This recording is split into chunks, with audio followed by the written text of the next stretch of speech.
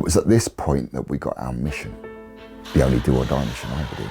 We heard that 40 Commando were going to be the first 150 out of 330,000 on the ground. Bearing in mind the Iraqis knew we were coming. They didn't know whether we were coming by land or sea or by air. Just before we boarded the helicopters on the 20th of March 2003, a very senior RAF officer came up to me and said, "Sergeant Mills, just to be fair to you, we've assessed your chances of success as around 20%. I took that to mean about 20% chance of surviving the day. Weren't the greatest news you'd ever had, was it? My name's Major Scotty Mills, and I went on a journey that took me from inner city London to the highest ranking black officer in the history of the Royal Marines. In 32 years of service, I have fought in 4 war zones, spearheaded the invasion of Iraq in 2003, and led physical training for all 6,500 of the UK's Commandos. I've also worked with, among others, the England football team, been an Olympic flag bearer, and won the Most Inspiring Serviceman award. This is my story. It is a stark difference going from South London down to Royal Marines training. I remember when I went down there, I saw these instructors with their green berets on. Britain's Commandos, the green berets. And they were living their lives by a different metric to me. And they would never ask you to do something that they wouldn't do themselves. And if they asked you to get down on the floor and start crawling, getting down and dirty, they would be there leading from the front saying, "Follow us, lads." I was hooked straight away. And whilst I had no idea whether I had the capabilities to earn my green beret and take my place in Britain's Commandos, I was determined to give it my very best shot, because I could see that this was an incredible opportunity to do something quite special. Pretty soon after passing out the Royal Marines and earning my green beret, I was fortunate enough to be deployed to Belfast. It seemed like it was just a short hop over the water, and then all of a sudden we were in a war zone, and hold on a minute, this is part of Britain. And actually probably helped in my later deployments, where you get a bit of a feel of what potential combat zones might look like, where there's so much hatred in the world, and we tried to make a difference once again. After the terrorist attack on 9/11, when the Twin Towers fell, I knew my life was going to change. I was a troop sergeant in charge of a troop of Marines. And by the time we got to Christmas 2002, my inspirational role model, Harry, died on Christmas Eve. My granddad, Harry, he was effectively my dad. He'd served during the war, and he was always the one who encouraged me. He was always the one who believed in me. The day we deployed was the day of the funeral, and that was one of the hardest things in my life, to not be able to go to his funeral. But if anybody would have understood the sense of duty that I had a job to do, then it would have been him. Just after Christmas, he gets the call. 40 Commando Royal Marines. My unit are going to be mobilised. There was now 18 different coalition nations who had sent their troops down towards the Gulf. 330,000 troops were in the desert waiting to go. We heard that 40 Commando were going to be the first unit on the ground.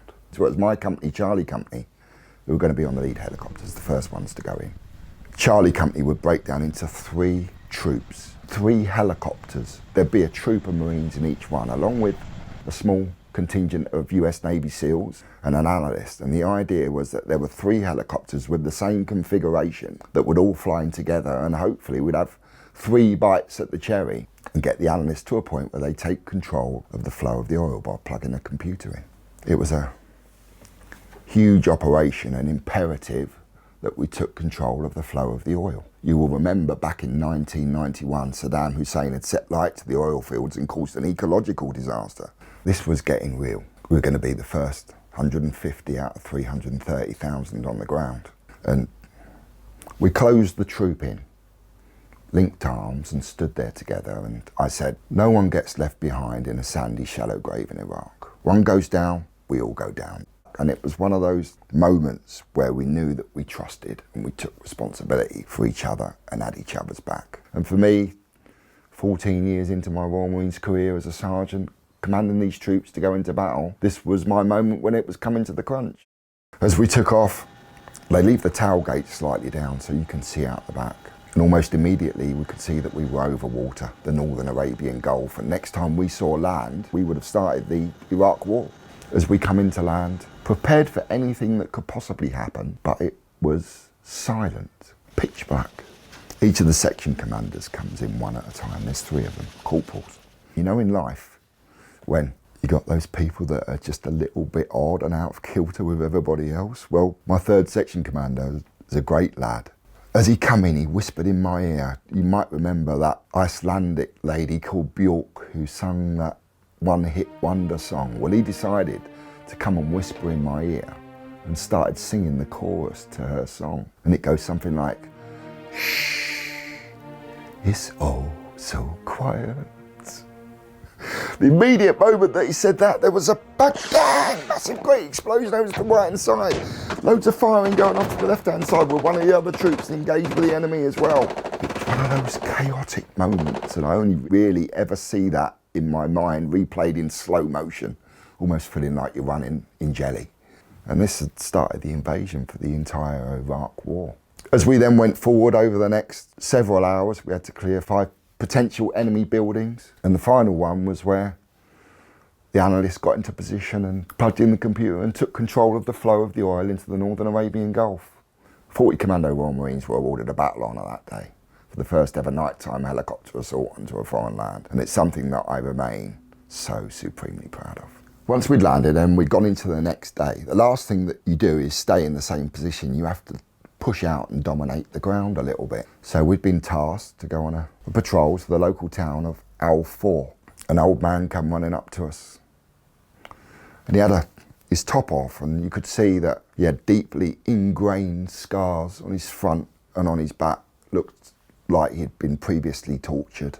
We had an interpreter with us and said that this old guy is asking you to go to the local police station where not one, but all 5 of his daughters had been taken away because he'd spoken out against Saddam's regime. Eventually, we did end up at the police station, and as we've worked our way down, we got towards the cellar, or maybe the jail cells, where there were these dungeons with hooks on the wall, and blood was caked along the wall and on the floor. Went into one of them, and one of the other Marines had brushed past and inadvertently closed the cell door behind me.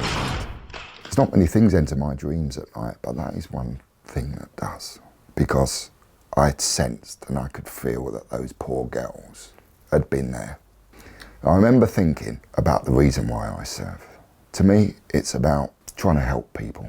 I see myself as a peaceful warrior, but I've always tried to make a difference to the poor people who may be oppressed, the people who are suffering every single day. Whenever I've deployed to any of these places, especially in Iraq that day, I remember thinking that that poor old guy has suffered enough. No one's going to hurt him today, and I'm really glad that we're here to be able to protect him. I'm so lucky to have done just some incredible things, you know. I've dined with the Queen in Buckingham Palace. I've broken a world record. I've carried the Olympic flag into the Olympic Stadium. I've trained Olympic gold medalists, European and World Cup winners. I'm just an ordinary lad from South London who got to do some extraordinary things. As a young person, I was going down the wrong path, making poor decisions. Part of it was to do with peer pressure and the gang pressure and stuff like that. And I'm fairly sure had I not joined the Marines, I'd have ended up on drugs, in prison, or dead. Probably all 3. I would like to say a personal thank you to those people who are contributing towards the Veterans Lottery. That money is being used to support charities that help to support our wounded, injured and sick, and our service people who at times need some support and need some help. Whilst I wish you all the very best of luck, I know that the reason why you donate and the reason why you support that Veterans Lottery is so that you know that that money goes to help to support us at our time of greatest need. If you want to support the veterans, then play the Veterans Lottery. Thank you so much.